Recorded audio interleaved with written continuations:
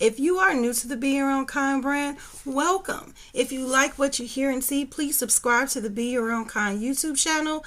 And if you're listening to the podcast, please follow me. Also, in the description box, you can find my Linktree link to all Be Your Own Kind related matters, such as the BYOK merch, where we sell items from t-shirts, sweatshirts, masks, and mugs. Also, you will find our website and the links to my social media pages. Also, we are always looking to collaborate with others, such as business owners, vloggers, bloggers, or just if you simply want to share your story. Last but not least, if you are looking to promote your business, Be Your Own Kind will gladly promote you. If you are interested in details, please email me at info@beyourownkind.com. Thank you for tuning in and for supporting the Be Your Own Kind platform. Hi, lovelies. I had the honors of being a guest on Charlie Marcol's podcast entitled Confluence, the Lifestyle last year, and we had a grand time as we talked about life and spirituality. Well, this time was no different. We picked up where we left off and discussed life points, and of course, she shared some spiritual nuggets with us to carry into the holidays. One of the things I love about Charlie is how she motivates others in a relatable way. I am excited to share with you the thoughts of author and motivational speaker Charlie Marcol as she shares her story of her marriage and dating post-divorce. So let's get into it. Do you find yourself overwhelmed with small business tasks? Well, Be Your Own Kind Freelancing is here to take the weight off. We specialize in assisting businesses with various administrative duties, HR consulting, online marketing, and editing services for podcasters and YouTubers. If you have a need we haven't mentioned, contact us to see if we can help. For more information, email us at info@beyourownkind.com. Leave the tedious tasks with us and take your time. Hey, Charlie, how are you doing today? Girl, it is a dreary December here in Texas, but I am up, alive, kicking it, and on this side of the world. So all is well. I can't complain. All right. Tell us a little bit about yourself. Well, hey, everyone. I am Charlie Marcol, author, speaker, self-love coach, and educator. I am here because I'm ready to talk about whatever my friend Renita is ready to talk about, honey. I love to talk. I believe in specializing and making painful conversation easy. So if it's hard to you, I try to figure out a way how you can attack it at such an easy way that it doesn't seem like a task or a feat. That's actually important because most people don't handle those difficult conversations or difficult realizations because it's just, I don't know, it's ugly. It don't feel right, So that's well needed. But you know what? I think about everything that we go through. Like, okay, I'm a mother. I remember like getting big, oh Lord, out of the ordinary, a shape that I never ever saw myself in. I didn't find myself very beautiful.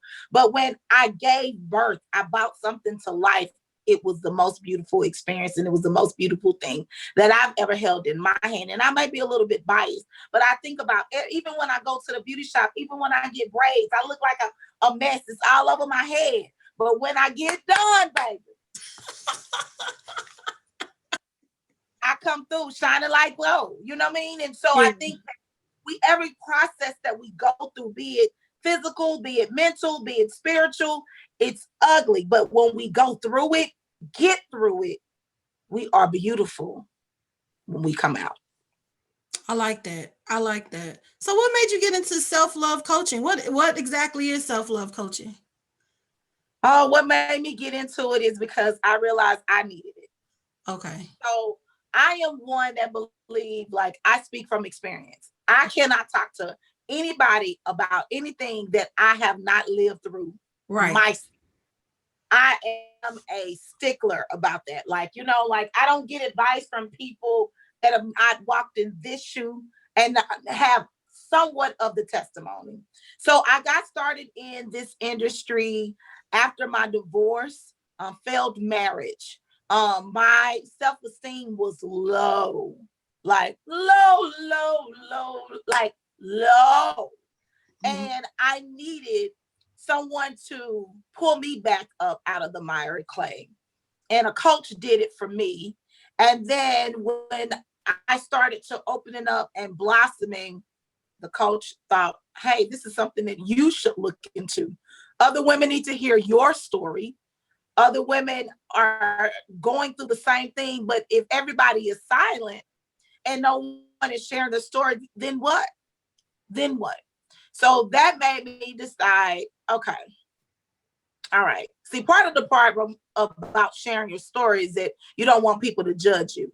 Right. So I had to be okay with sharing my story. And once I became okay, and then I started helping other women, the weight started lifting off of me. And so when weight started lifting off of me, other women say, hey, if that can happen for you, I know it can happen for me too. So it all started in 2014. Okay. Okay. And I know you wanted to touch upon life after divorce today. So might I ask, how long were you married and what made you realize it was time to let it go? Let your marriage go? Oh, listen, don't judge me. No. I was married for 2.5 years, in the relationship a total of 5. But I knew walking down the aisle that I was probably making the biggest mistake of my life. I knew I had no business doing what I was about to do. None. What made me decide to let it go? I wasn't even fully in it. Okay. Truth be told. Like I told you, I specialize in making painful conversation easy. When my ex-husband got ready to leave, I don't even think I cried. Wow. I actually helped him pack his bag. So what made me let it go is I know that I didn't give it my all. And sad to say, we shouldn't have done it. But, it's a lesson in everything that we go through. But I wasn't fully immersed. I never even changed my last name. So it made it so easy. I didn't have nothing to do. I didn't have to go down to, Social Security Administration. I didn't have to change credit cards. I didn't have to, change a driver's license. I didn't have to even change my passport. I did nothing. I was never fully immersed. I lived a single lady's life with a husband. Interesting. So did you ever love him? Listen, I liked him a lot. I got married at the age of 30 when women are at that cusp, when every family event you go to, everybody's like, we're going to get it. And I literally had everything. I had the degrees. I had my bachelor's. I had my master's. I had my kid by another man. I even had my first home. I was driving a nice car. I wore nice clothes. Like everything to my story was put together, but I didn't have that one piece I felt like that I needed to make my world complete. So opportunity met opportunity. He needed something from me and I needed something from him. And that's the reality. And so my wedding lasted probably longer than the marriage. The debt did for sure. And I just finished paying for that wedding this year. Oh, really? That sounds like a huge wedding. It was huge. It was huge. But that was my concern. I mean, I'm being honest. I'm here to help somebody today. My concern. I love transparency. That my concern, honestly, I got married at the age of the Bridezilla. Bridezilla, I see it, I want it, I cop it, I get it. Right. So I had 2 dresses, I had this, I had that. You name it, I probably had it. And that was my concern. Not the wedding was more of the focus versus actually getting married. The marriage was not in the girl. I was like, who? I remember my mom came up to me and said, don't be so busy planning a wedding that you forget about the marriage. And you know what? I like that you're bringing this up because a lot of people don't like to admit that. A lot of people don't like to admit, like, It's about that time. He want to do it. I want to do it. So we got married. I don't know if it's like a marriage of convenience or it's just like, let's do this thing. Like a jagged edge. We ain't getting no younger type deal. Like, let's just,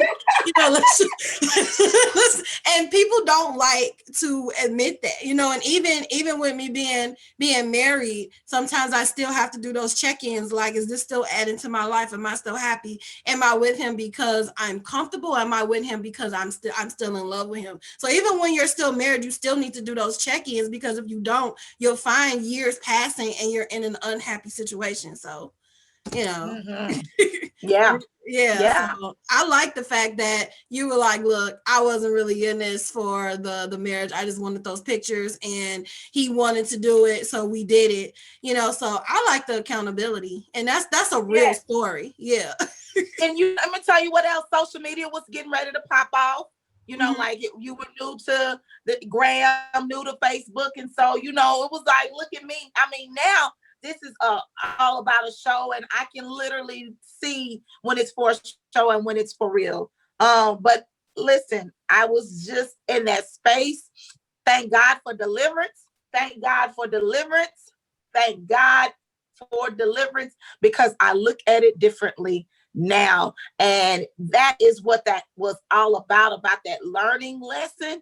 I hate that it cost me $30,000 and 2 dresses and a whole lot of people that wasted their money, bridesmaids, mamas, but hey, I'm here still standing. I want to see those pictures though. Like, I want to see those wedding pictures. $30,000. I'm curious. I want to see the wedding.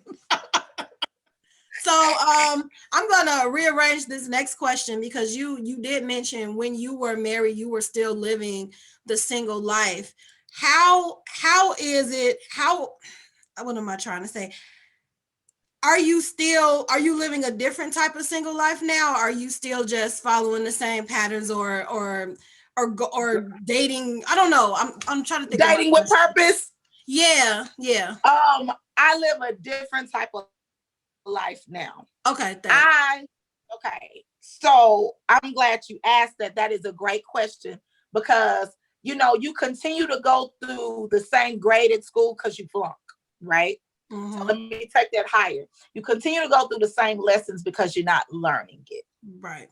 So I literally had to say to myself, okay, what is the lesson? Because I initially, after the divorce, I'll be a lie and say that it just, clicked. No, it didn't. Now in 2020, a woman that operates from self-love and affirmation behaves very differently. It's nothing that you can say to me that my spirit didn't already spoke to me about. Right? So for me, I behave differently. I act differently. But more importantly, I know my worth. At 30, I really didn't know. I was falling into what people said I should be, what I should have, how I should go, right? But now I am okay with operating in that space of saying, we're not ready yet. I don't even know if it's him. This might be the testing ground, okay? I don't even know if it's him. I am in prayer about him, because if it ain't, he got to go. But sometimes we think when we're invested so much and put so much in, and we've been together so long, that the next step is, man, it might be the training ground. And one thing that I've learned as women, like in this even self-love journey for myself and coaching other women, that we have not learned how to date. And so I'm in this place in my life where I am learning how to date. Monday, it might be Jimmy. Tuesday, it might be myself. Wednesday, it might be myself. Thursday, it might be Glover. Friday, it might be Netflix and chill with Teddy. I don't know who it may be. But what I'm saying is I make that time for myself, and I'm okay with dating myself. And when I'm done with me, then I can open up to other people. But until then, you notice I made a time in there for me. Right. And that's what I didn't do prior to. I That's had to fill my life with things and people. I ain't left this house since Thursday afternoon. And I'm okay with it. But that's the most important relationship with you, because I feel like if you're not secure within yourself, then you're not allowing yourself to set boundaries. You're not allowing for self accountability, and people will run all over you. And I really feel like people can sense people's like women's level of self worth. And that's how some men pick their women, like, oh, she got daddy issues. Let me go ahead and, like, people play off of your vulnerabilities. So you have to be cognizant of those vulnerabilities to make sure a person don't do that. Say it again. You know what? In my first book, I talked about how men are kind of like vultures. Like a vulture can smell a dead carcass from a mile away, like miles away. Like you could see vultures, and buzzards circling around, but you don't see the body or the roadkill or what's dead or what they're about to attack. And same thing works the same way with self-love. Like a man can tell when you lack it, and a man can tell when you too much for him to handle, and that it's hard for him to attack it. Right. You're right. So as you're dating, are there some boundaries that can never be crossed? Like, have you set some like concrete boundaries? Like, hey, if you cross this, there is no point of return. Like, yeah, I believe in operating in honesty, whatever that may be, because if there is no honesty in it, then what are we doing it? Because honesty leads into trust. So if you're seeing other people, it's okay to say that you're seeing other people. I think, again, that's that part of dating. Like, that's that part of dating that we don't like to touch on. Or, I like to say life after divorce. Like, hey, you should be seeing, several people until you find that purpose-driven partner that you can do life with. I need to hashtag that, purpose-driven partner that you can do life with. Purpose-driven. Because it should be purpose-driven at this age, right? Right. But yeah, there are boundaries. Trust is also a thing. If I can't trust you, then I can't see myself, like, even friendship is built on trust. You know what I mean? Like, I don't see you often, but I trust you, Renita. Like, I know if I come up to Indiana, like, I know that you ain't gonna like take me to the wolves and leave me on the side of the road in an abandoned building. Like, trust, there has to be a level of trust. I'm serious. There has to be a level of trust there in order for you to be vulnerable. Right. And I believe in being vulnerable. Vulnerability is also a deal breaker as well. Yeah. Okay. I like that. So, as I was researching, because I know what topic you wanted to speak on, it was so many negative topics surrounding divorce for women. Like, there were a lot of articles like life after divorce for men, but there were barely any for women. Like, it's almost like they were saying, you, girl, if you're a certain age, you need to stay in that marriage because life is over if you get, once you get a divorce. And I didn't like the depiction of that. So I wanted to ask you, like, what type of advice would you have for women that are in a bad marriage and they're afraid to leave because of, like you said, what people are going to say or whatever other reason? What advice would you give that woman that wants to get out of this situation? Well, I would never tell any woman to leave her husband. Listen.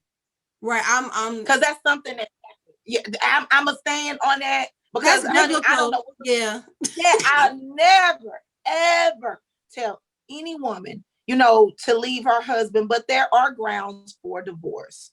There are grounds for divorce.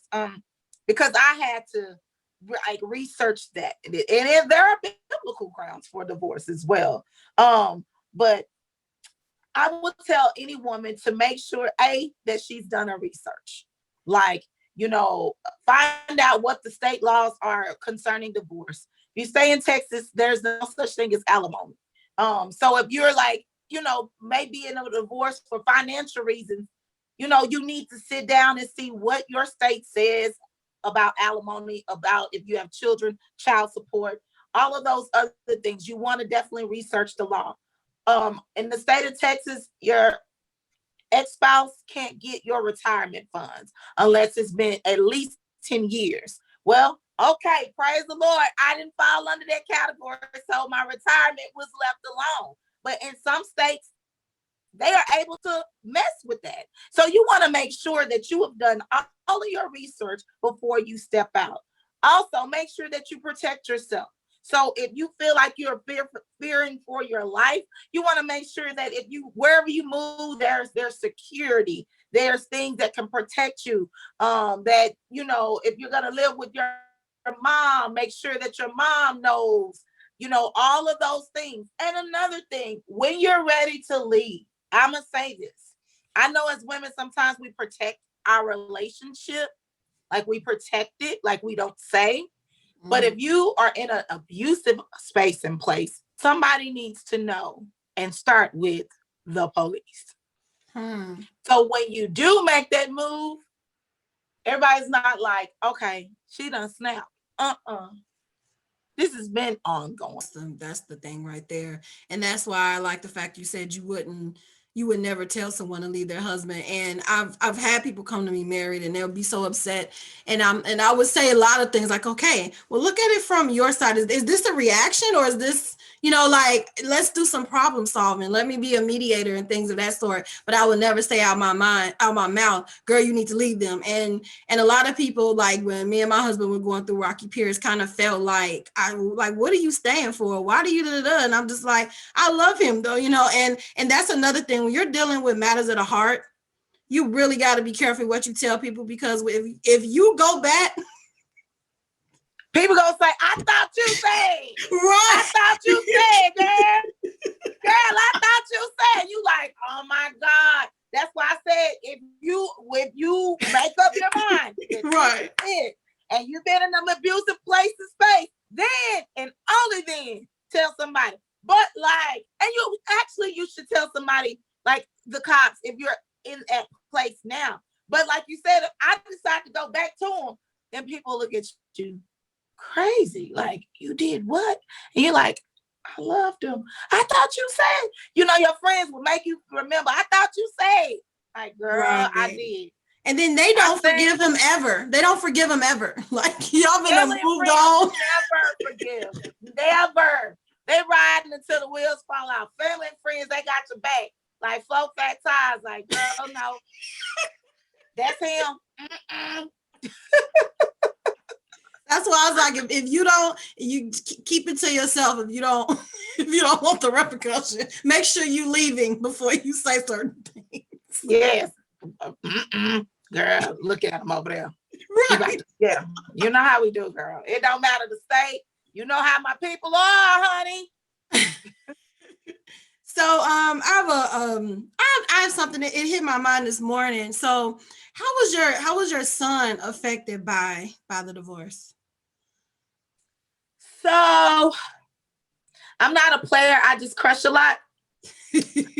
My son was not really affected because it was not his father. It's not his biological father. My son's father is by my college sweetheart.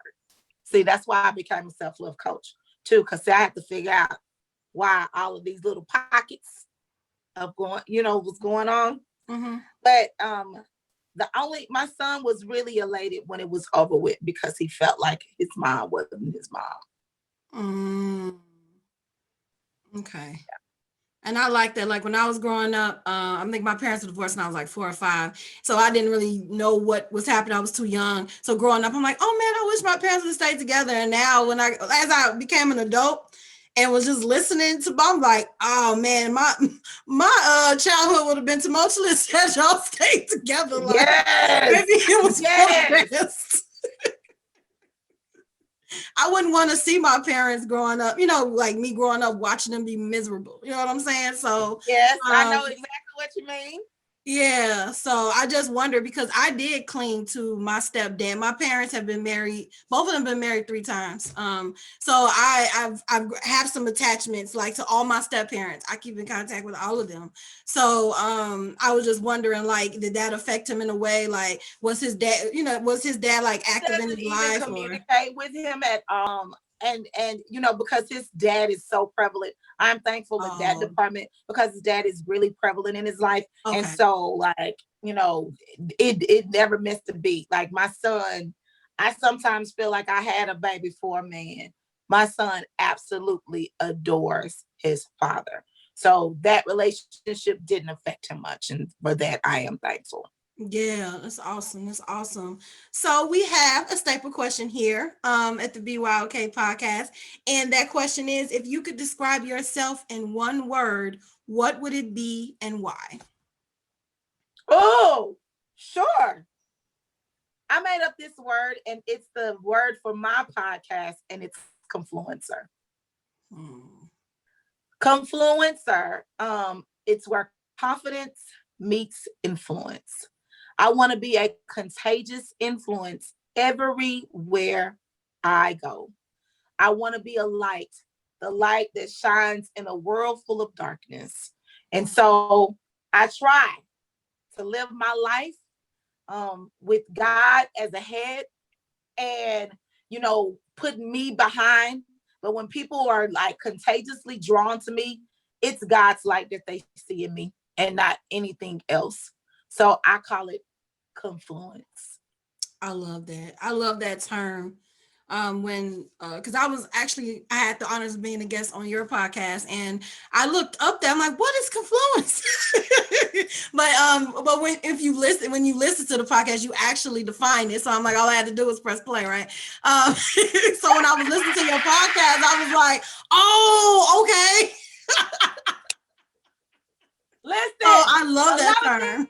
things happen when I drink Jesus juice. A lot of things that came to me on some Jesus juice, right? Because Jesus, first miracle, come on here, Lord, was turning that water into wine. And my mind actually just explodes with ideas.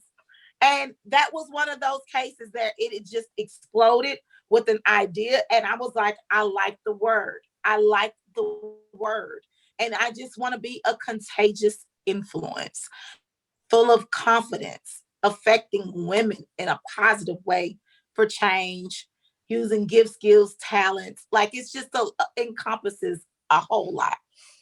And you definitely are contagious. Your personality is very contagious. Like first time meeting you, I was like, "Oh my god, this woman is everything." Like you just have a light about you. Like literally, it's like, oh, like it's just a spiritual glow about you. And I like your Thank outlook on you. life, and I look you don't even know it. You'll post some things and it would just incur like touch my heart. And I'm like, get out my business. Like I was really feeling like that today. So keep spreading that light because we need more people like you. You know what I'm saying? So Listen, I everybody has a story. You just got to be willing to share your own. But when I think about, like, literally, when I think about the goodness of God and everything that He's done for me, yes, I still cuss. Yes, I still turn up. Yes, I still act a fool. Yes, I've been divorced. Yes, I'm a single mom. Like, I can just think about all of the month leaders that I could wear by my name. But at the end, I'm gonna always say, but God, amen.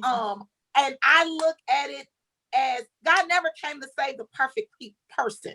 He never hung out with the perfect people. He hung out with people like me. And I tell that to people, and I just really try to be a vessel because somewhere I know I'm not listen, we finna go like spiritual, like a mug, but somewhere when I talk to people about Christianity and religious, things. It's like, yeah, I don't go to church. Yeah, I don't do this. And then, they look at me, they like, you go to church. Like before COVID, if the church house was open, I was there. Because I needed just a little bit more, Lord. Whatever you was giving me, Right. just give me a little bit more. And then but I think that I am a vessel to help people understand that it's no such thing as perfect people. It was only one Amen. perfect person. And he didn't even live past 35. It takes a lot to be be perfect. He died at 33. And so like if he knew, that's why he came. That's why he came. And I try to live my life so people can see that I'm flawed like a mug. I'm like Peter mixed with Paul, mixed with the woman at the well, mixed with the woman at the well, but I just want to just be that light in a dark world. And you definitely are. And I love what you said. And now you got me in a spiritual mode, but what I love the most about Jesus is he understands. He understands grief. He understands grief. He understands anger. He understands disappointment. Yes. He understands not being sure. Disappointment more than people understand. Yes. He understands disappointment more than people understand. Like, yes. He understands how to want to get out of something and can't. He even asks that, listen, on the cross. On the cross. He understands. Yes. And that's why we gotta be this light, because somewhere somebody got it confused and has sold to the world that we serve a perfect God. And I think that's our job, Renita, with these podcasts and these platforms, to still say, yeah, I struggle. Yeah, I struggle in my marriage. Yeah, I struggle as a person. Yeah, I struggle, with my own insecurities, with my own flaws. But guess what? But God. You ain't got me started on the surge. No, I love it. I love it. I just love it because when I'm reading the New Testament, I'm like, one of the stories that resonate with me, especially this year, is when his cousin John got killed. And Jesus went off to himself to grieve because that was his cousin. You know what I'm saying? Like they were close. And even in the midst of his sorrow, he still had to do, God's work. That's where the whole multitude came and the fish and the loaves, it kind of transitioned into that situation. And it's like, so he knows what it's like to try to pick up the pieces while still doing God's work. He came down here to understand our emotions. He gets it. You know what I'm saying? And like you say, people try to make him this grandeur, hard to reach type God. And that's not what he is. He came down to understand why we get mad, why we sad, why we angry, like what's our problem? He gets it. And I love that because even on the cross, Jesus was like, God, if there's another will for my life, can you let me know right now? This hurt. Can you let me know? Right. Like, right. Like, right. Wait. And then, and that's what I love. Like, just take the cup, and I think that's our vessel. Yeah, I think that's what we're called to do, as his people. We have adventure, but every time we talk, we do talk about spirit. But it's always great to comfortably talk, to someone that shares your faith, because some Christians you can't have these real conversations with. They're so stuck on the only two sins that people ever focus on is fornication and cigarettes. You know what? I'd rather hang out with a fornicator than someone that's envious, backstabbing me. You know what I'm saying? Like lying to me. Because those are sins that people omit. I heard one preacher say them in college. So we say thou shalt not kill, right? 10 commandments. So right. What some of us physical old school Christians think, I've never killed anybody. And he said, but what did you kill their spirit? Right. Did you kill them in words? Did you kill them with, because you weren't kind?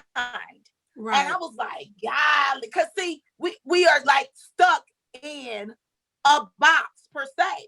And so when he said that resonated with me. And it's like, well, what have I killed somebody? Because words hurt sometimes worse than a bullet wound. Yes, it does. Was it Lauryn Hill that said one shot to your heart without breaking your skin?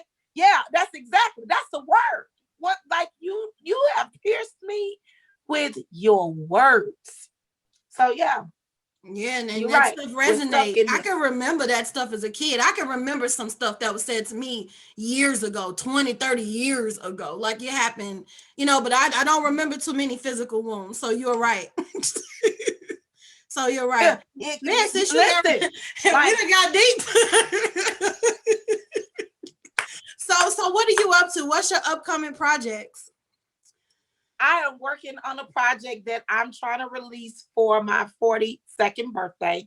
Okay. I'll be 42 in 19 days. You look so And young. listen, the theme I've come up with is fortitude.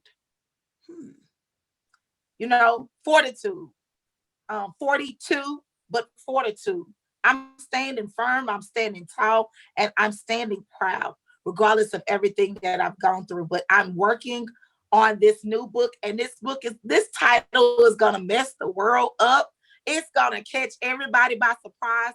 But it came to me last night before I went to sleep. I slept on it and I woke up and said, that's it. So I'm working on this ebook to be released in, in, in a few weeks. And then I'm working on and then I'm working on another book, hard copy book. I just, I kind of fell off, with coaching and educating. I kind of fell off from my first love, and writing and I go back so long ago. I mean, elementary years.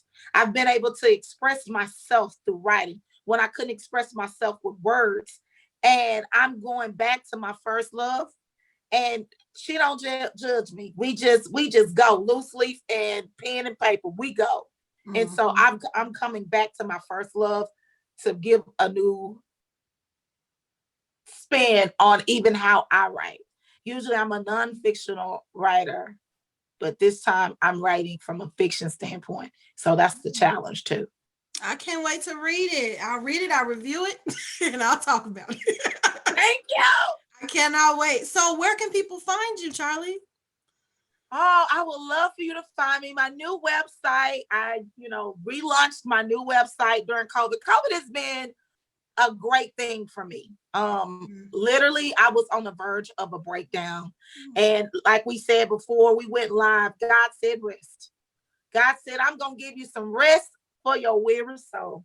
And I have been able to relaunch my website.